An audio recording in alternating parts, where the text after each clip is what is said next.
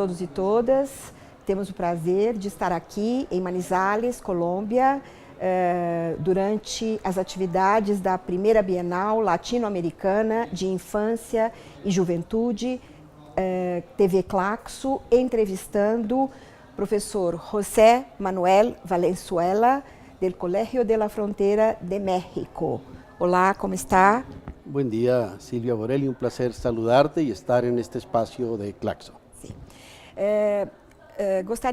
Gostaria que você começasse falando um pouquinho da sua trajetória de vida e de vida acadêmica. Bueno, yo inicio mi trabajo académico sobre todo desde lo que sería una vinculación entre la investigación y la participación en los movimientos sociales. En realidad yo empecé trabajando sobre temas de juventud en un contexto donde había un fuerte interés de ciertos sectores del Estado de reducir la edad penal y legitimar las redadas y las racias contra los jóvenes. Y entonces empecé a hacer trabajo sobre lo que era la parte más visible y más vulnerable de la juventud, que era el tema de los cholos, jóvenes de los barrios y las colonias populares. Y el otro gran tema que trabajaba tenía que ver con los movimientos urbanos populares, todo a inicio de los años 80. Entonces, posteriormente me incorporo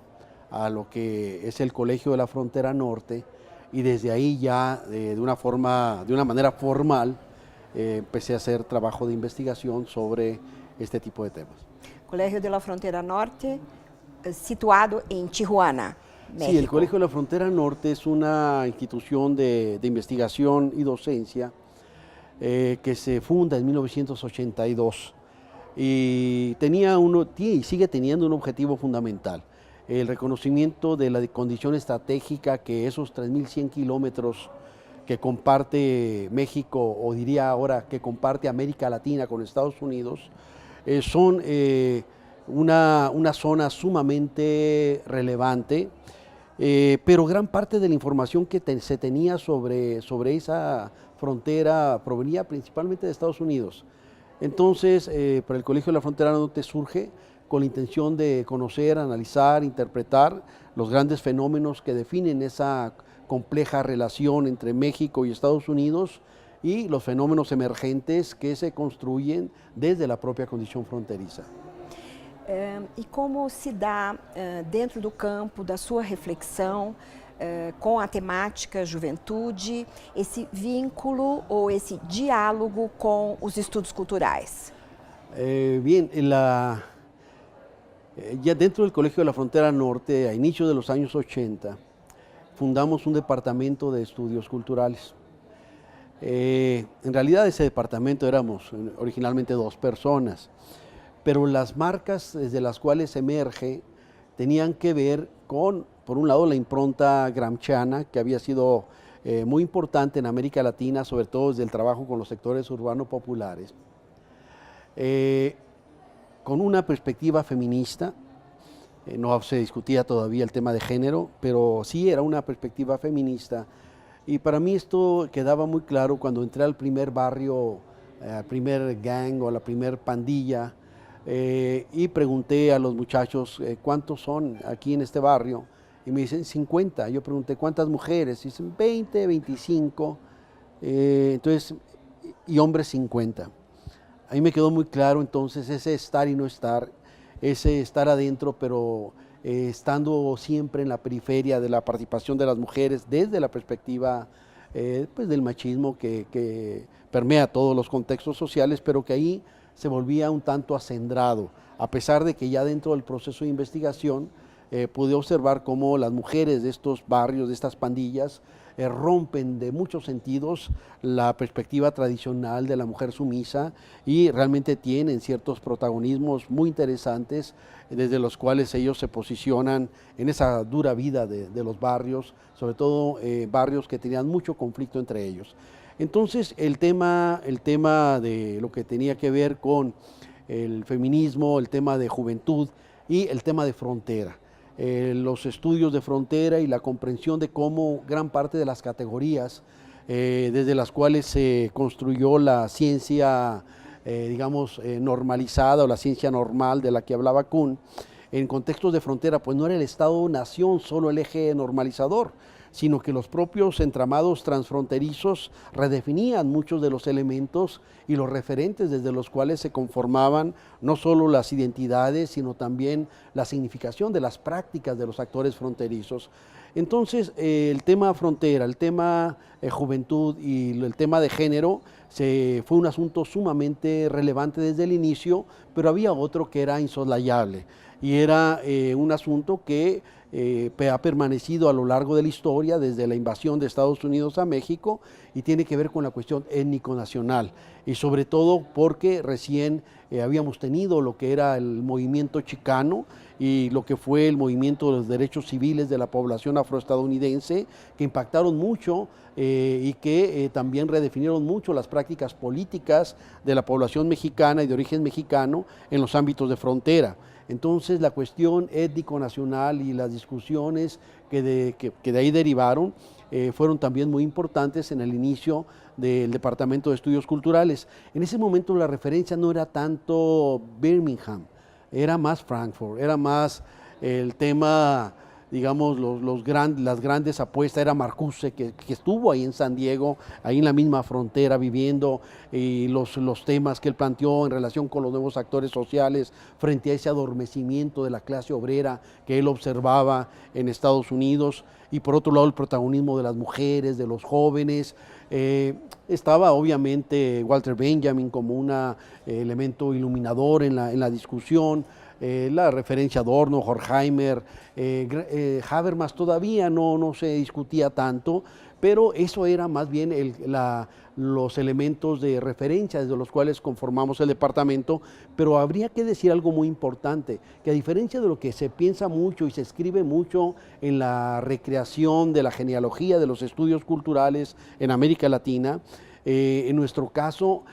un elemento central que conformó el Departamento de Estudios Culturales tenía que ver con la impronta de la tradición del pensamiento latinoamericano. Esta tradición que venía de la antropología y de la sociología latinoamericana, los grandes debates sobre el colonialismo interno, las grandes discusiones que tenían que ver con el tema del campesinado, con la propia redefinición de algunos temas colocados desde esta situación subalterna de nuestros países, pero también las temáticas indígenas, la temática de la tercera raíz o la raíz afrodescendiente. Todos estos elementos marcaron mucho, y gran parte de los pensadores latinoamericanos estuvieron presentes desde el inicio. Entonces, ahora he escuchado algunos cuestionamientos como si pareciera que todo esto surge a partir de la influencia de Birmingham, y Birmingham después fue un referente muy importante para mí y para otros colegas, pero habría que decir que junto con esta tradición del pensamiento y el ensayo latinoamericano, que también nos marcó de manera muy importante, y en todo caso este departamento surge antes del boom de los Cultural Studies de los Estados Unidos. Mas, de qualquer maneira, estamos falando de debate, seja via Frankfurt, seja via Gramsci, seja via Birmingham, estudos culturais ingleses, com aquilo que seria, digamos, a sua primeira geração.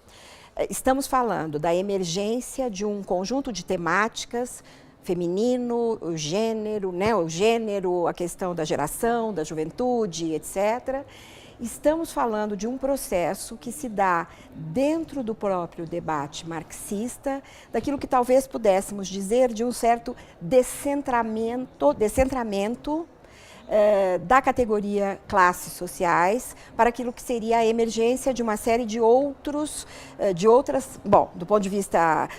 da produção do conhecimento, de uma série de outras categorias analíticas que emergem dentro do próprio debate marxista. E, fundamentalmente, a emergência da possibilidade de que redefiníssemos a determinação, em última instância, da infraestrutura sobre a superestrutura, onde, obviamente, se localiza a cultura. ¿Cómo sería esto? Bueno, siguen siendo debates sumamente importantes. más allá de los matices que pone Engels en su correspondencia, ese diálogo epistolar con Conrad Schmidt, tratando de entender lo que significa determinación en última instancia. Pero efectivamente lo que era esta construcción totalmente dicotómica de ciertos marxismos, porque también habría que hacer esa distinción entre varias posiciones dentro de quienes se asumían o asumíamos un vínculo con la perspectiva marxista. Y efectivamente hay una revisitación. Hay quienes tiran al niño con el agua sucia, pero por otro lado, por ejemplo, el debate sobre clase, tal como yo lo recuperaba, era sobre todo a partir de posiciones como la de E.P. Thompson, donde más allá de la definición de clase entendida como la posición que tiene, digamos, las personas en relación con los medios de producción y que configuran intereses que eventualmente esos intereses compartidos pueden generar una conciencia para sí y funcionar como una suerte de vanguardia de las clases sociales y servir como enterradores del capital. Con E.P. Thompson entendemos una posición de Marx donde la clase también es una categoría histórica y también es un entramado de redes de relaciones sociales. Entonces, partiendo de esa referencia, recolocábamos, y en mi caso particular, una dimensión donde la condición de clase, yo la asociaba más también desde este debate, pero también con Gramsci. Y en todo caso, cómo estamos viviendo en sociedades que efectivamente siguen produciendo y reproduciendo condiciones de subalternización de grupos sobre otros grupos. Entonces, efectivamente, como va a plantear después un sector de los posmodernos, es muy claro que hay una suerte de descentramiento de lo que sería la definición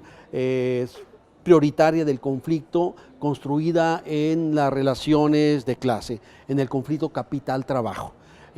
No obstante, sigue siendo muy importante los conflictos que emergen de esa relación. Sin embargo, hay otros actores y otro tipo de conflictos que observamos en el mundo contemporáneo, lo que tienen que ver con las disputas vinculadas a las identidades en el campo religioso, en el campo étnico nacionalista, las disputas de los pueblos indios, las disputas también de los jóvenes y todo lo que tiene que ver con nuevas formas, nuevos movimientos, nuevos campos de disputa que siguen teniendo, que no pueden obviarnos que ya no exista la necesidad de seguir pensando esas relaciones que se dan entre el capital, ahora mucho más complejas, ese 1% que acumula la mitad de la riqueza del planeta y que empobrece a las grandes mayorías. Entonces sigue siendo un eje importante. La otra dimensión que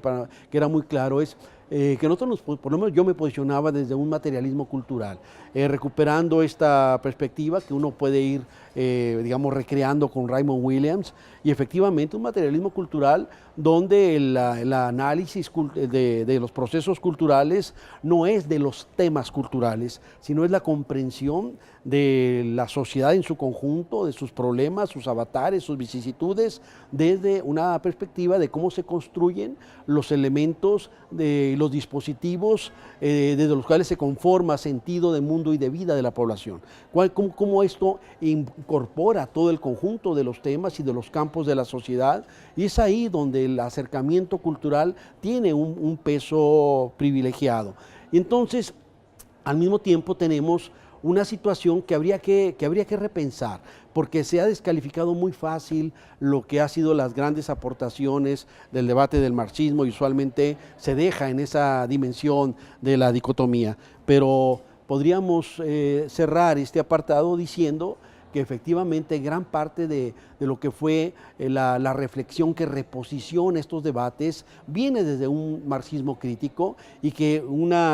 seguimos citando de manera importante todo lo que fue las nuevas elaboraciones de la Escuela de Frankfurt, de la Escuela de Birmingham, y seguimos también repensando con muchos otros, Wallerstein y muchos otros pensadores marxistas que siguen aportando mucho, y yo creo que desde el campo de los estudios culturales sigue habiendo una apropiación crítica del marxismo que nos ha ayudado a entender de manera mucho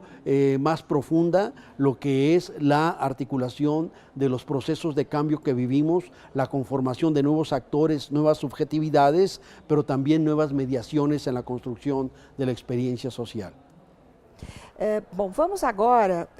Valenzuela, falar da relação jovens, cultura e política e desta relação jovens, cultura e política na reflexão e no México hoje. Bueno, la participación de las y los jóvenes como actores políticos está fuertemente vinculado con la propia visibilidad de la condición juvenil. Como sabemos, la construcción del joven, tal como lo entendemos, es básicamente, digamos, una condición que emerge en el siglo XX y que en un primer momento adquiere su gran visibilidad como producto de este baby boom, esta visibilidad de grupos, núcleos juveniles que, por un lado, se convierten en un campo muy atractivo para las industrias culturales, como parte del mercado, pero por otro lado surgen con demandas, con iniciativas propias y a partir de mediados del siglo XX observamos una fuerte disputa por la significación del sentido de lo juvenil, donde los jóvenes son protagonistas fundamentales. Tenemos en un primer momento la Lost Generation, la generación perdida, esta generación que veía con horror las guerras que podían generar más de 20 millones de muertos, la generación de los beatniks, más como una vanguardia cultural con Allen Ginsberg y su poema El Aullido. Yo he visto a los mejores hombres de mi generación morir en las guerras, en las drogas, Jack Kerouac en El Camino, Corso, Ferlinghetti, Mike McClure, Charles Bukowski, Soy la orilla de un vaso que corta, Soy sangre, pero que marcan, digamos, se convierte en un referente generacional importante. Pero después de esto, y muy cercano, vemos la irrupción de las demandas juveniles y a los jóvenes como grandes protagonistas del cambio cultural, junto con las mujeres. Jóvenes y mujeres, desde mi punto de vista, son los grandes protagonistas del cambio cultural desde mediados del siglo XX a la fecha. Aparecen y entonces la juventud adquiere gran visibilidad, es rápidamente estereotipada, la juventud empieza a comprometerse con otros actores sociales. En ese momento la clase obrera era el referente desde el cual se haría el cambio social, por lo tanto, pero la gran parte de los jóvenes estuvieron acompañando esos procesos y tenemos ya en los años 70 lo que sería un joven fuertemente victimizado por los regímenes militares, por los regímenes autoritarios y la muerte de miles de los mejores jóvenes latinoamericanos por la tortura, por la persecución, por el asesinato y entonces, o desaparecidos. No solo en los países donde hubo regímenes militares, en México tuvimos más de 500 jóvenes, que seguimos teniendo más de 500 jóvenes desaparecidos durante todo ese periodo. Entonces el joven estudiante emerge y en los años 80, después de que ese estudiante que había tenido fuerte visibilidad es oscurecido, porque lo ven con sospecha, como se puede contaminar de ideas extranjerizantes, comunistas, puede ser un rebelde que no entiende lo que ocurre en la sociedad, ya adquirirá experiencia, todos estos discursos adultocráticos, pero finalmente llevan a un proceso de proscripción de lo que era esa experiencia del joven anclado fuertemente al estudiante. Entonces, desde los 68 en distintos países marcaron de manera dramática este cambio. Y en los años ya 70-80 vemos la irrupción por primera vez en la historia del joven de los sectores populares como protagonista en la definición del sentido de lo juvenil. Son lo que empieza a pasar, el movimiento funky en Brasil, lo que era el movimiento de los cholos, el movimiento, lo que quedaba del pachuco, el movimiento de los chavos banda, los movimientos punks en distintas partes de América Latina. Entonces son la conformación de identidades juveniles y donde esa identidad se convierte en formas de resistencia, muchas veces implícita, como en el caso de los barrios, las pandillas, los cholos, otras veces explícita, como en el caso del movimiento punk, donde claramente definía al sistema como el enemigo de los jóvenes. Pero todo esto,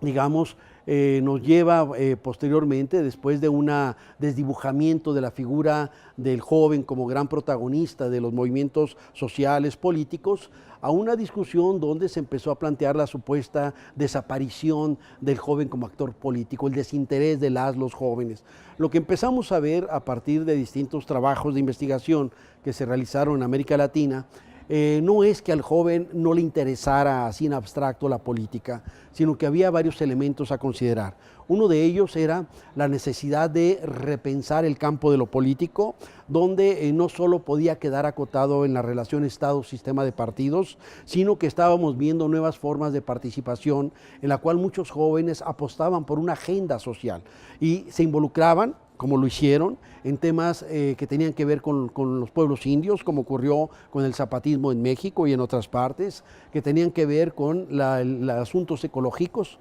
de manera muy clara, que tenían que ver también con elementos de democracia, con elementos. Entonces, eso desde mi punto de vista redefine lo que era la perspectiva, porque al mismo tiempo que veíamos esta agenda social inscrita en distintos sectores juveniles, veíamos el desencanto frente a la política en su sentido tradicional. En muchos de nuestros países el político como tal ocupaba un lugar muy deteriorado, muy degradado. Los jóvenes no creían en las instancias de procuración de justicia y en casos como México, la mayoría de los jóvenes no veían una diferencia cualitativa entre ser policía, judicial o narcotraficante. Entonces lo que vemos es una fractura del marco axiológico y desde el cual se redefinen los posicionamientos y la acción de los jóvenes. Una acción que empieza a orientarse más hacia una suerte de culturalización de la acción política, y esto se expresa a través de varios elementos. Por un lado, todo lo que tiene que ver con la biocultura, que implica, por un lado, el cuestionamiento a la biopolítica y todos los afanes autoritarios de control del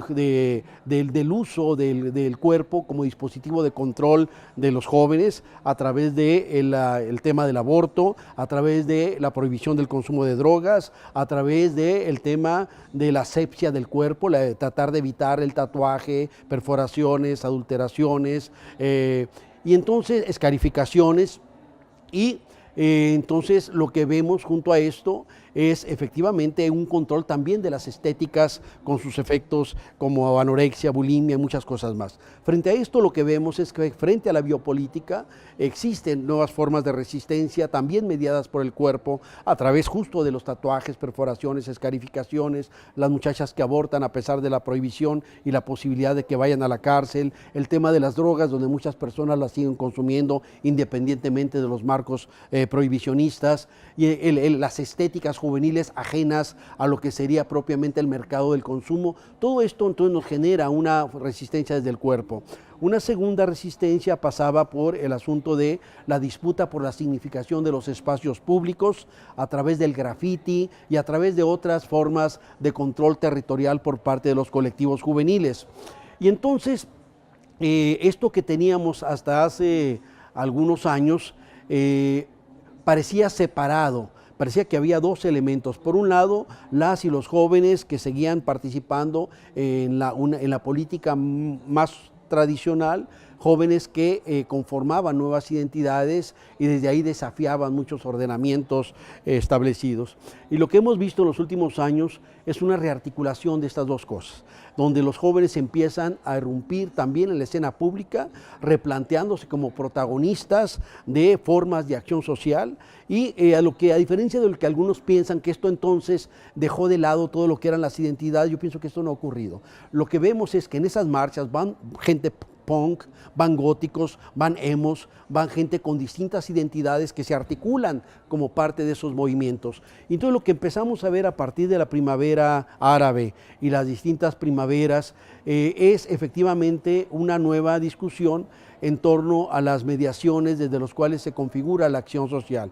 Nuevas mediaciones entre las cuales efectivamente los dispositivos, en este caso las redes sociales, los dispositivos electrónicos, los nuevos medios de comunicación tienen un papel muy relevante, pero de la primera experiencia de la primavera árabe, donde trabajos que conocemos nos hablan de cómo efectivamente tienen un papel importante el estallido del movimiento, pero durante el estallido, cuando se cancela incluso el internet, la gente recurre a los taxistas, a la cara a cara, como forma de organización de los movimientos. Occupy Nueva York posteriormente, donde también tenemos sí, una nueva forma de pensar una multitud en red. No está este concepto de Negri. Y entonces ahí lo que vamos a observar es otra vez el reposicionamiento de esa discusión y el papel de estos medios, yo insisto, como mediaciones, recuperar esa imagen, porque al mismo tiempo articuló y logró convocar a algunos sectores tradicionales como sectores del movimiento obrero que tenían años sin movilizarse y que empiezan a actuar a partir de la solidaridad con Occupy Nueva York. El tema del 15M y lo que esto implica en términos de una apuesta política que reconoce claramente los procesos de precarización y a sus autores, el 1%. El tema de los Dreamers, estos jóvenes soñadores, migrantes mexicanos y latinoamericanos que se redescubren absolutamente precarizados y en riesgo y que hacen un movimiento muy importante justo con poniendo el cuerpo como parte de estos movimientos. El tema del Yo Soy 132,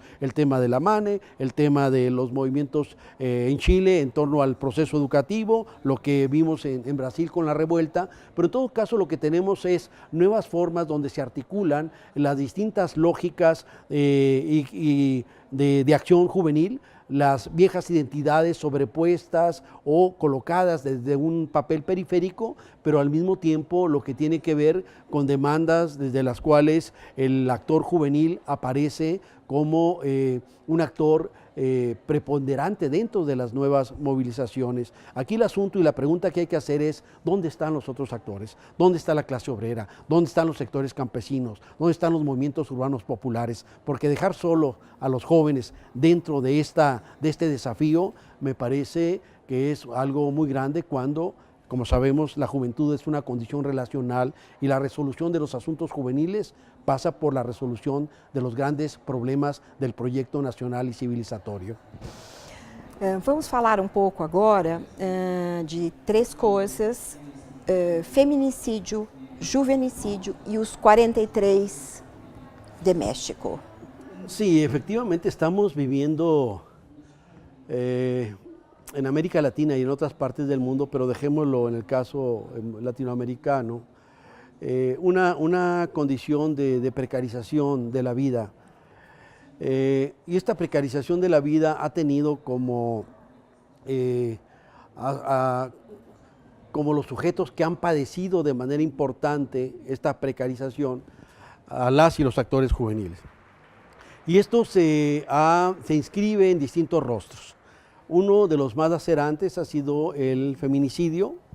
que se hace visible en el caso mexicano a partir de 1993, cuando los familiares de las mujeres asesinadas empiezan a hablar de las muertas de Juárez. Todavía no había acto homicida, las muertas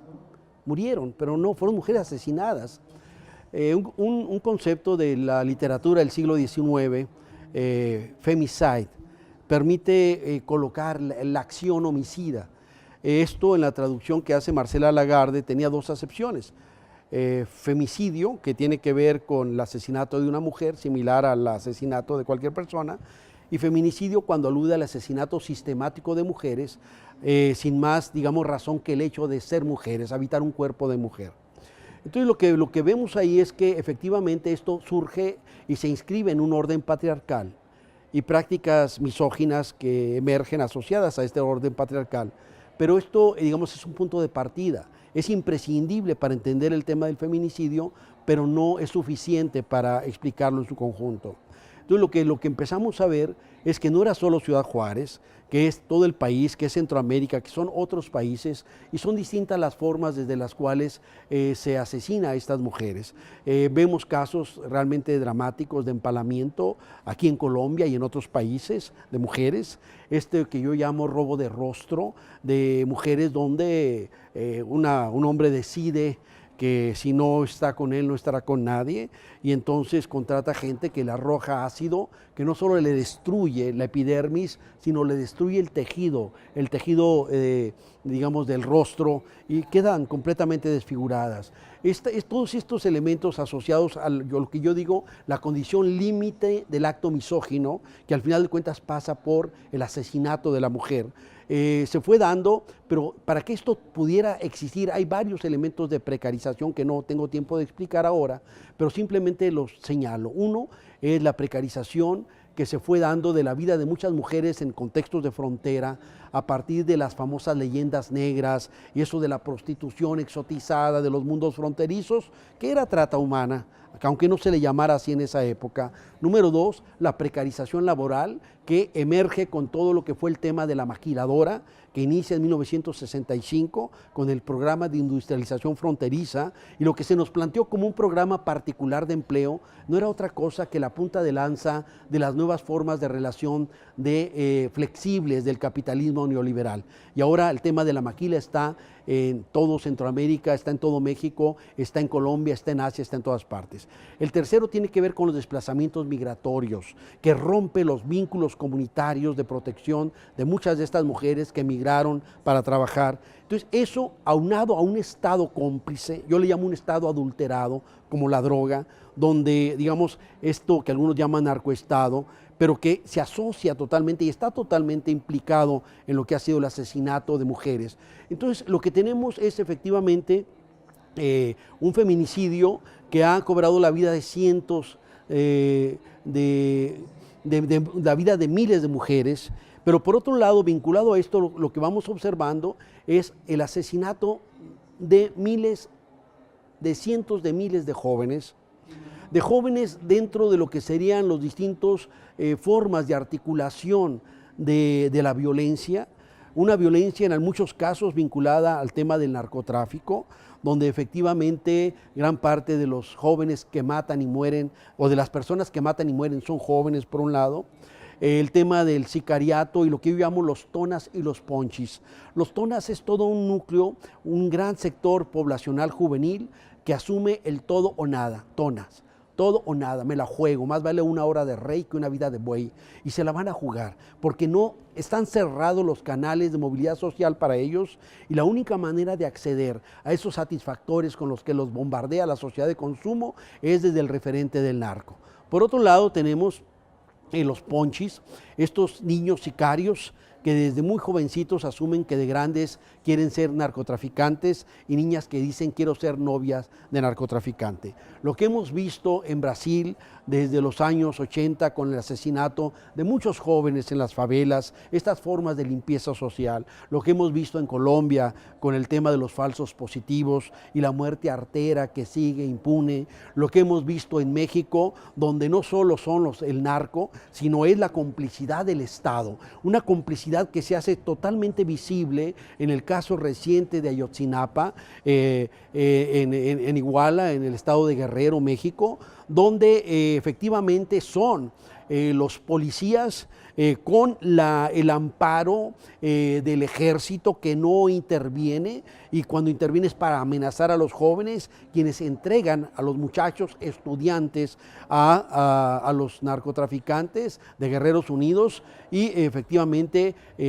no solo se asesina a 6 muchachos, sino hay 43 desaparecidos. Este tipo de prácticas, que no es solo aquí el caso de Ayotzinapa, tenemos el caso también de los migrantes, donde los agentes del Instituto Nacional de Migración de México entregaron los migrantes centroamericanos al grupo de los Zeta, y que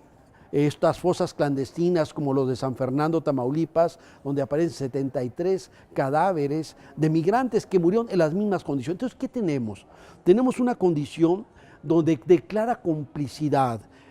donde el llamado crimen organizado anida en las instituciones y fuera de las instituciones, y entonces lo que tenemos es claramente el caso de Ayotzinapa conjuga muchos de los elementos de la precarización juvenil. Tiene que ver y surge a partir de lo que fue un proceso posrevolucionario en México, cuando termina la revolución, el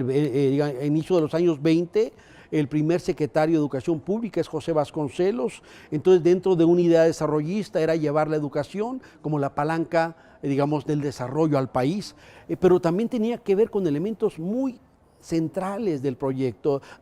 nacional, y era el tema del laicismo, el tema de la educación laica. Y entonces ahí se forman lo que se llamaron las misiones culturales, que iban a las regiones campesinas e indígenas a educar a esta población, y posteriormente surgieron las escuelas rurales también en los años 20, que justo tenía que ver con esta alfabetización en un país que a las postrimerías de la revolución 90% era iletrado. Entonces se articulan estas escuelas, pero quienes asistían eran campesinos e indígenas. Desde el inicio surgen con esa, condición estigmatizada de otros grupos sociales, y el caso particular de Ayotzinapa tiene una historia sí de resistencia, tiene una historia de agresión, tiene una historia de la cual emergieron por lo menos dos de las grandes figuras de la resistencia guerrillera en México, Lucio Cabañas y Genaro Vázquez Rojas. Ellos dos fueron egresados de esa escuela de Ayotzinapa y levantaron las causas del movimiento campesino e indígena en México de una manera muy relevante. Entonces queda en la mira como una universidad, o como universidades, las universidades en este caso rurales, que desde ciertos sectores de las clases altas son muy mal vistos y quisieran que desaparecieran, porque no entienden que estas personas que de muchas formas levantan los intereses de la población más pobre de México, tenga conciencia, se pronuncie, también proteste, se solidarice con otros movimientos. Entonces el caso de Ayotzinapa se coloca claramente en una historia social donde los más protegidos, los más subalternizados, los más agredidos han mantenido una forma de resistencia que ahora, en esta expresión del asesinato que recién ocurrió el 26 de septiembre, se conjugan todas estas variables de lo que ha sido la indolencia de un Estado fuertemente vinculado con los grupos criminales, un Estado y una criminalidad también asociado con los elementos criminales del Estado, que efectivamente han hecho crecer esta condición de la banalidad del mal en países como México y en otros países latinoamericanos. Obrigada, Valenzuela. E encerramos então para a TV Claxo, primeira Bienal, Manizales, Colômbia.